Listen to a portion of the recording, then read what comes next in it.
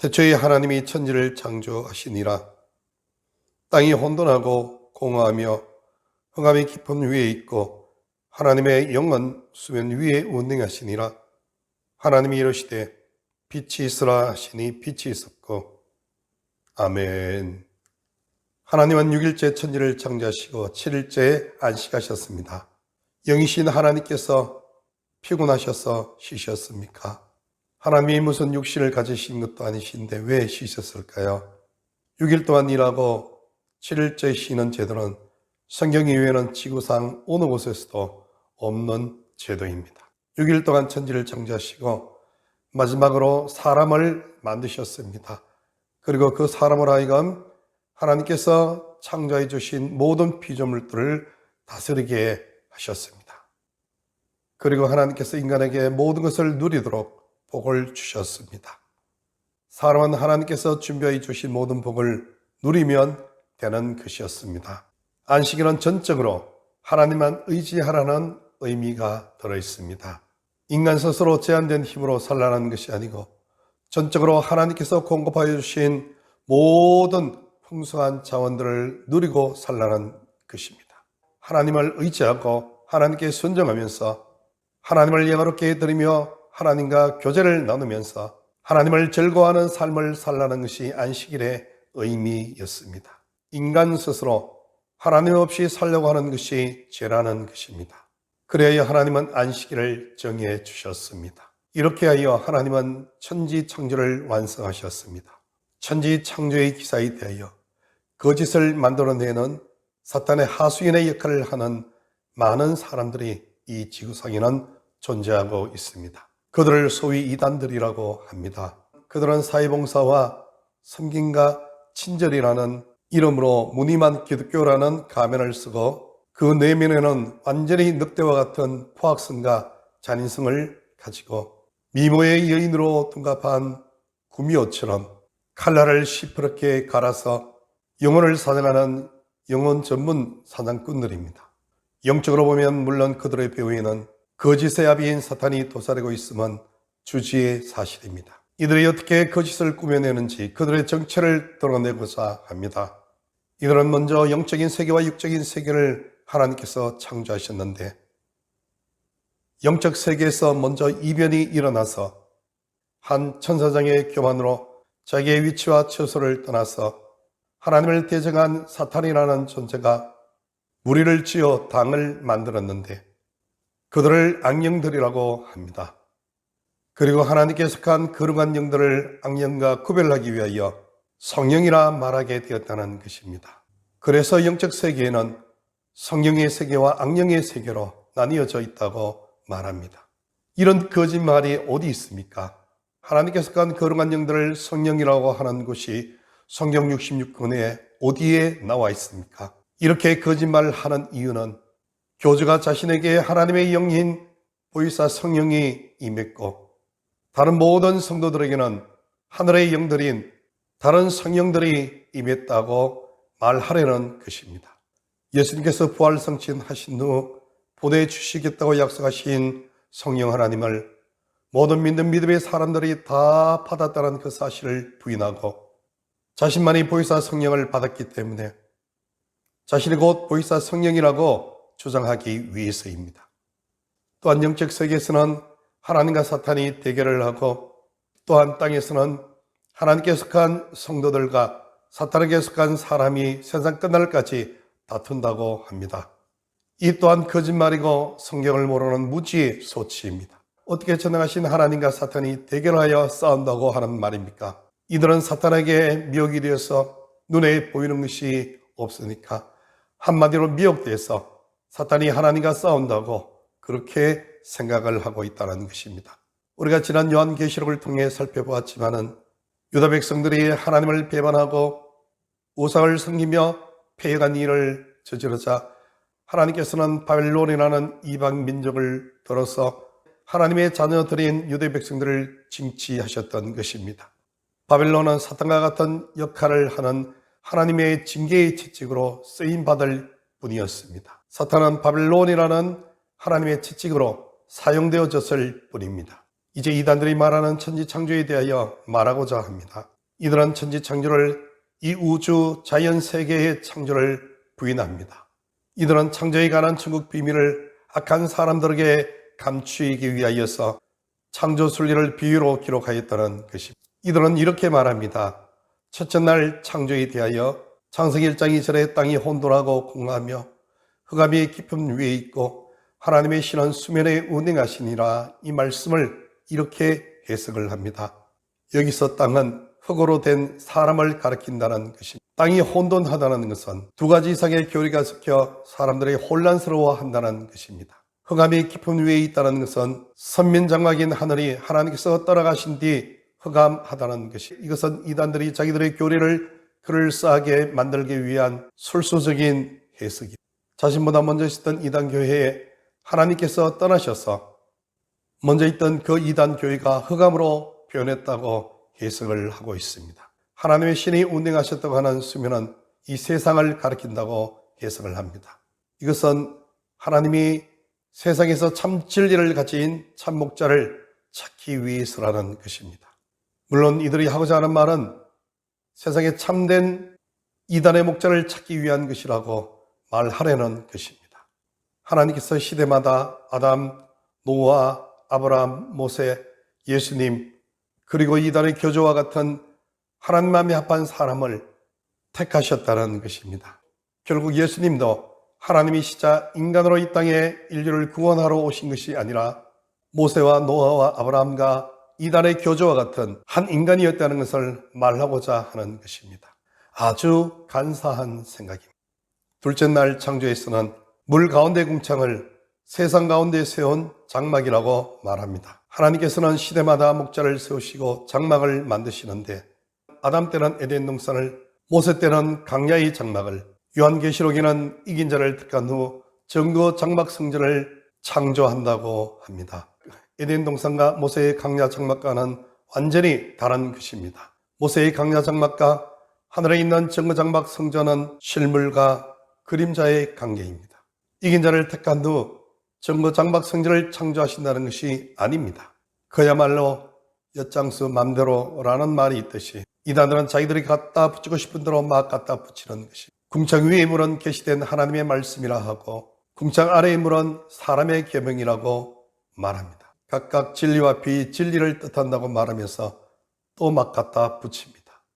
셋째 날 창조에 대하여 셋째 날 묻이 드러나는데 이것은 선민의 장막이 세상에 알려질 만큼 그 규모가 커지고 그리고 세상의 교리가 심판을 받아서 선민 장막이 알려진다는 것입니다. 셋째 날에 난 풀과 각종 씨 맺는 채소와 씨 가진 열매의 나무는 성도들을 가리킨다고 말합니다. 그 이유가 이사야서 40장 6절에서 8절 사이에 나와 있는 모든 육체가 풀과 같다고 말하였기 때문이라는 것입니다. 어이가 없어서 웃음이 나옵니다.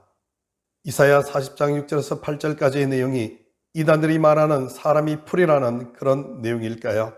말하는 자의 소리여 이르되 외치라. 대답하되 내가 무엇이라 외치리까 하니 이르되 모든 육체는 풀이여 그의 모든 아름다움은 들의 꽃과 같으니 풀은 마르고 꽃은 시듬은 여호와의 기운이 그 위에 붐이라. 이 백성은 실로 풀이로다. 풀은 마르고 꽃은 시드나 우리 하나님의 말씀은 영원히 서리라 하라. 사람은 풀처럼 쉽게 마르고 시드는 연약한 존재라는 비유이지. 이것이 사람이 곧 풀이라는 말입니까? 초등학교 6학년만 되어도 아는 내용을 그 이상의 사람들이 이해를 못한다는 것은 그야말로 미혹의 영인 귀신이 덮어 쓰이지 않고서는 불가능한 일이라는 것입니다. 넷째 날 창조에 대하여 해, 달, 별에서 해는 아버지의 입장을 가진 목자이고 달은 어머니의 입장을 가진 전도자이고 수많은 별들은 자녀와 같은 성도들이라는 것입니다. 기가 막혀서 말이 안 나옵니다.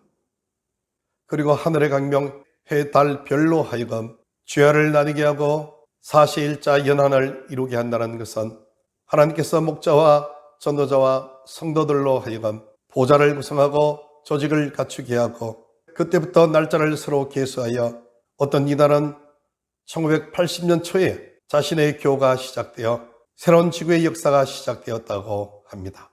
다섯째 날 창조에 대하여 물은 하나님의 말씀이요 물고기는 성도이고 하늘의 새는 성령이 와서 역사한다는 것이고, 물고기가 번성한다는 것은 세상에 있는 많은 사람들을 전도하는 것이라고 말합니다.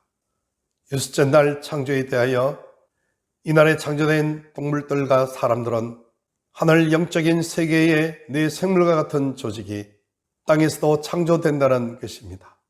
주기도문을 여기에 갖다 붙여서 하늘에서 뜻이 이룬같이 땅에서도 이루어지이다, 이 말씀을 여기에 적용시키는 것입니다. 하늘의 조직대로 땅에서도 그대로 이단들의 조직을 만든다는 것입니다. 일곱째 날에는 자신들의 교주와 자신들이 만든 집단에 들어오는 것이 곧 안식을 누리는 것이라는 것입니다. 참으로 황당하기 짝이 없는 어리석고 불쌍한 사람들의 공상인 것입니다. 불쌍하지 않습니까? 여기에 있어가 젊음과 시간과 물질과 노동력을 잃어버리고도 자신들이 무슨 일을 하고 있는지를 모른다면 이것은 미혹이 되어도 보통 미혹이 된 것이 아니라는 것입니다. 마지막으로 이들을 이렇게 정신없게 혼미하게 만드는 교묘한 게임의 시초가 무엇인지에 대하여 살펴보고자 합니다. 이 내용은 보통 교회에서 잘 다루지 않는 내용입니다. 그 이유는 간단합니다. 그것이 우리 신앙생활에 전혀 도움이 되지 않기 때문입니다. 그야말로 전혀 몰라도 아무 상관이 없는 내용이기 때문입니다. 그러기에 이단들이 이것을 파고든 것입니다. 교회에서는 보통 한 번도 들어본 적이 없는 내용을 교묘하게 질문하는 것입니다. 마치 늘상 잘 살던 아담과 하와에게 오늘날 뱀이 찾아와서 하와를 미혹하였듯이 똑같은 전략을 사용하고 있는 것입니다. 어느 날 누가 찾아와서 이렇게 질문을 합니다. 천지 창조는 무에서 유가 아니라 원래 있던 땅과 흑암과 수면에서 새롭게 재창조한 것인 것을 알고 있습니까? 어떻습니까? 뱀인 사탄의 질문과 똑같지 않습니까? 창세기 1장의 천지 창조설에는 세 가지 오류설이 있습니다. 첫 번째는 제목설의 오류입니다.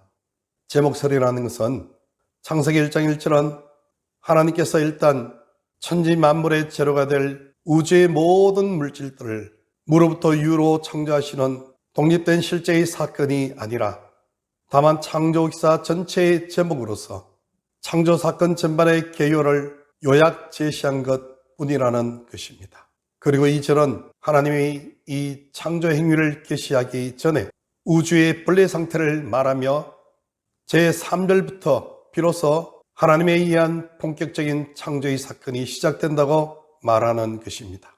따라서 이 견해에 의하면 결국 하나님은 완전히 무에서부터 유로 창조한 것이 아니라는 것입니다. 다만 이미 있었던 여러 혼합 재료들로부터 각 사물을 지어내신 것에 불과하다는 것입니다.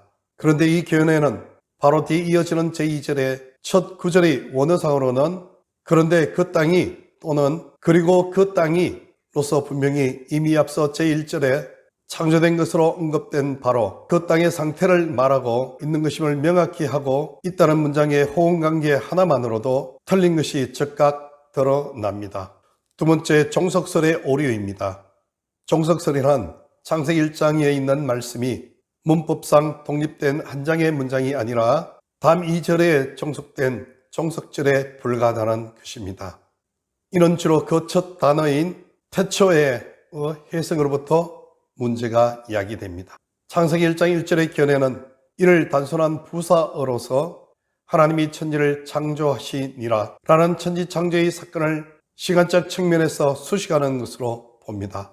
따라서 이 견해를 주장하는 사람들도 하나님께서 무로부터 유로 우주를 지은 것이 아니라 다만 이미 있었던 물질들의 혼돈 상태에서 천지 만물을 조성하시고 정리하신 것에 불과하다는 것으로 봅니다.